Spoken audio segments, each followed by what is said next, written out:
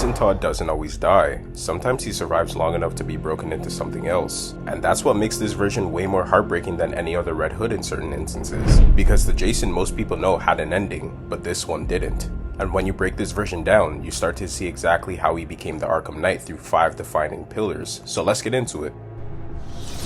On the surface, most Jason stories look the same. He goes after Joker, wants him dead, and gets caught. But one of the biggest instances of how Arkham separates itself from Under the Red Hood is the reason why. In Under the Red Hood, Joker is chaos incarnate. All he knows and desires is to cause the most amount of mayhem possible. Joker got a hold of stolen uranium. I got a lead he's selling it to terrorists. But in Arkham, he crosses into something way more disturbing. I need y'all to prepare for this, so if you don't like extreme topics, skip ahead 2 seconds. He murders an entire kindergarten class and stitches their body parts together before sending them back to the GCPD, leaving their parents to find out.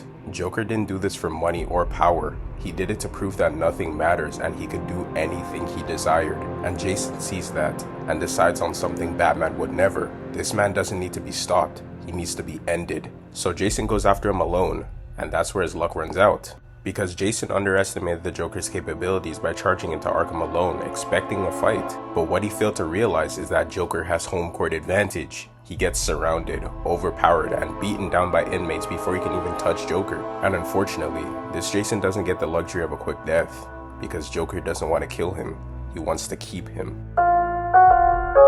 Jason stays in Arkham, locked away in a place so deep that even Batman can't find it. Day after day, month after month, Jason is beaten by inmates, even the heavy hitters like Killer Croc and Bane. He was fed out-of-date and rotten food, or starved to the point of looking hollow. And worst of all, he was branded like he wasn't even human anymore, but cattle. To Joker, this isn't about inflicting pain, it's about control. He studies Jason, not just to understand him, but to find out what matters to him most and dismantle it piece by piece, breaking his confidence down, his sense of safety, and eventually, his whole identity. Once this happens, the pain of broken ribs, a punctured lung, and a fractured sternum don't hurt that much, because what truly stays with you is the collapse of your mind.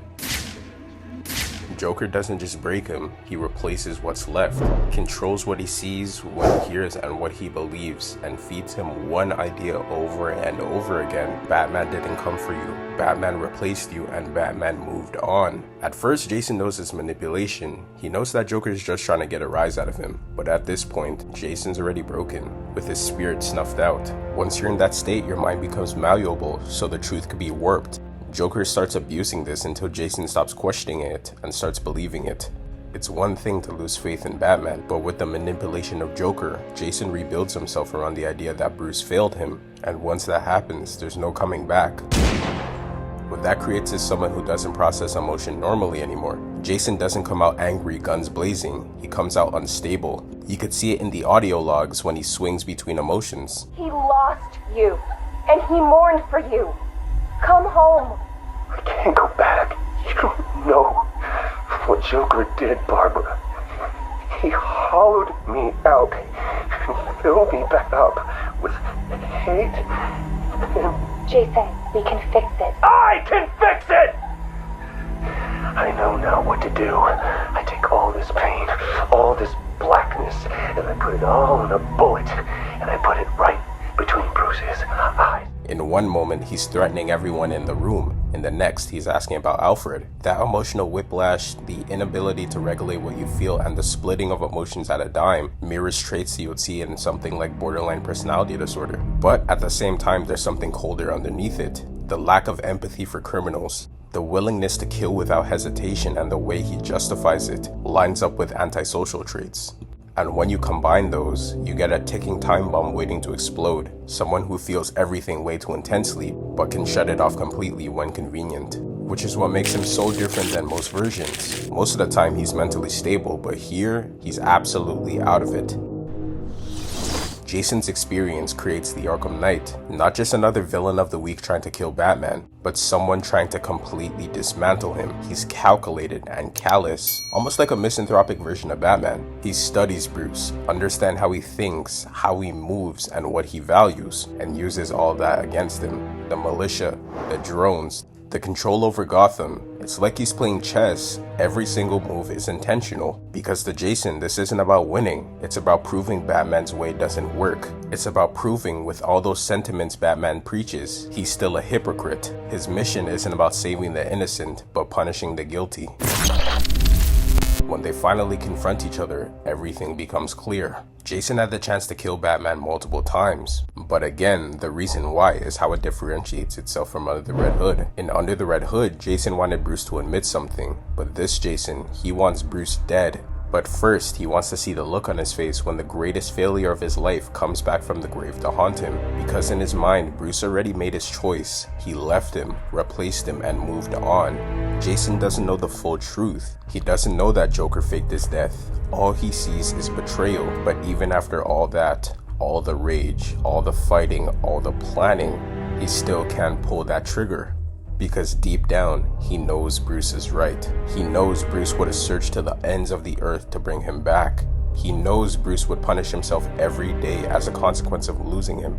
And he knows that he just got unlucky and is mad at himself that he went through all those months of training and fell for a simple ruse. He didn't get abandoned, he got played.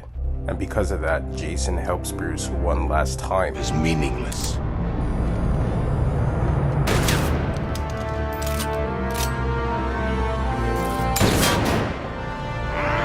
Because no matter what he feels in that moment against Bruce, he knows he can't let his father die. After that, he doesn't go back. He can't. But he becomes something else. Taking the power away from Joker's first name, he becomes the Red Hood. He's more stable-ish. Anywhere you want, I'll go anywhere. How about you go to hell? Say hi to Joker for me. He kills criminals, protects civilians, and draws a line, just not in the same way Batman does. He honors Bruce's mission by becoming a protector of Gotham, just in his own way. And that's what makes Arkham Jason so vastly different from the comics. He had to stay alive long enough to watch himself fall apart. What happened to him was mostly psychological rather than physical. Joker warped how he thinks, warped how he feels, and warped how he sees the world. And once something so traumatic like that sets in, you don't just bounce back. It will stick with you like white on rice for the rest of your life. Thank y'all so much for watching. Be sure to like and subscribe, plus turn on post notifications so you get notified every single time I post. Also, I have a question for you. Which version of Red Hood do you think is better, Arkham or Under the Red Hood? Let me know in the comments below. And thank y'all so much for 1,000 subscribers. I'm sorry, I've been a little busy with school, but yo, we going up for real. I love y'all. 7 months and we hit 1K? Huh? Damn, I sound like Berleezy for a second. Anyways, I'ma sign off, y'all. I love y'all so much. I'm gonna catch you in the next video.